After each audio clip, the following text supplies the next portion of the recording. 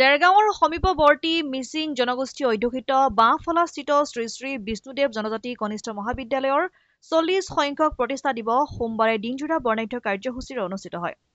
মিচিং জনগোষ্ঠী প্ৰধান অঞ্চলটোৰ একমাত্ৰ উচ্চ শিক্ষাৰ অনুষ্ঠানটিৰ প্ৰতিষ্ঠা দিৱস উপলক্ষে এক উৎসৱমুখৰ পৰিৱেশ বিৰাজ কৰে। পুৱা গছপুলি ৰোপণ, স্মৃতি তৰ্পণ, পতাকা উত্তোলন কাৰ্যসূচীৰ পিছতেই অনুষ্ঠিত হয় মুকলি সভা। বিদ্যালয়ৰ সংগীতেৰে শুভাৰম্ভণি কৰা সভাখনিত তিয়ক সমজিলা আয়ুক্ত মগেন নৰহ, সদৌ অসম উচ্চতৰ মাধ্যমিক শিক্ষক কৰ্মচাৰী সন্থাৰ সম্পাদক প্ৰণৱ বৰুৱা প্ৰমুখ্যে কেইবাগৰাকীও ব্যক্তি উপস্থিত থাকে। উক্ত সভাতে বিদ্যালয়ৰ অৱসৰপ্ৰাপ্ত 7 গৰাকী শিক্ষাগুৰুক প্ৰাক্তন ছাত্ৰ-ছাত্ৰীসকলে বিদায় সম্বৰ্ধনা জ্ঞাপন কৰে। অনাতাঁৰ শিল্পী সনাতন গোৱালাই গীত পৰিৱেশন কৰা অনুষ্ঠানত বিদ্যালয়ৰ ছাত্ৰ-ছাত্ৰীসকলে নৃত্য গীত পৰিৱেশন কৰি সভাখনিৰ সৌষ্ঠৱ বৃদ্ধি কৰি তোলে। 1985 চনত এই কনিষ্ঠ মহাবিদ্যালয়খন সেই সময়ত এখন পূৰ্ণাংগ মহাবিদ্যালয় হিচাপে এই অঞ্চলৰ ৰাইজে অশেষ কষ্টৰে প্ৰতিষ্ঠা কৰিছিল। কিন্তু পৰৱৰ্তী সময়ত এই মহাবিদ্যালয়খন কনিষ্ঠ মহাবিদ্যালয় হিচাপেহে আমি পালোগৈ আৰু বৰ্তমান সেই মহাবিদ্যালয়খন এতিয়া এখন চিনিয়ৰ ছেকেণ্ডেৰী হিচাপে পৰিগণিত হৈছে। আৰু এই মহাবিদ্যালয় সেই সময়ত যিসকল প্ৰতিষ্ঠাপক কৰ্মী, সমাজ সচেতন ব্যক্তি, যিসকলৰ বৰেণ্য প্ৰচেষ্টাত এই মহাবিদ্যালয়খনি আজি 40টা বৰ্ষ প্ৰতিষ্ঠা 40টা বৰ্ষ আজি গৌৰকিলে। আৰু সেই সময়ত এই পবিত্ৰ মুহূৰ্তত আমি তেখেতসকলক অতি আগ্ৰহেৰে তেখেতসকলৰ সেৱাস্থলীত আমি যে আজি প্ৰতিষ্ঠিত হ'ব পাৰিছোঁ তাৰ বাবে তেখেতসকলক আমি ধন্যবাদ জ্ঞাপন কৰিছোঁ।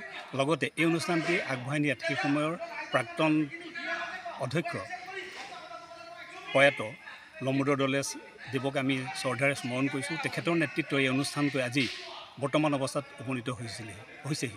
আৰু এই পবিত্ৰ মুহূৰ্তত আমি সেইসকল সকলোৰে প্ৰতি আমি শ্ৰদ্ধা নিবেদন কৰিছোঁ। লগতে এই অনুষ্ঠানটো সফলতাৰ ক্ষেত্ৰত আমাৰ মহাবিদ্যালয়ৰ প্ৰাক্তন ছাত্ৰ ছাত্ৰীসকলে যি সহায় সহযোগিতা আগবঢ়ালে আৰু তেখেতসকলে সহযোগতেই বাঁহফলা গাঁও উন্নয়ন সমিতিও এই অনুষ্ঠানটোৱে সহযোগিতা আগবঢ়াই আজি অনুষ্ঠানটো সাফল্যমণ্ডিত কৰিছে। লগতে আমি এটা বিশেষ আকৰ্ষণ আছিলে আজি এই অধিৱেশনখনিত প্ৰাক্তন ছাত্ৰ ছাত্ৰীসকলৰ এটা অনুষ্টুপীয়াকৈ হ'লেও তেওঁলোকে এখন সমাৱৰ্তন অনুষ্ঠিত কৰিছিল।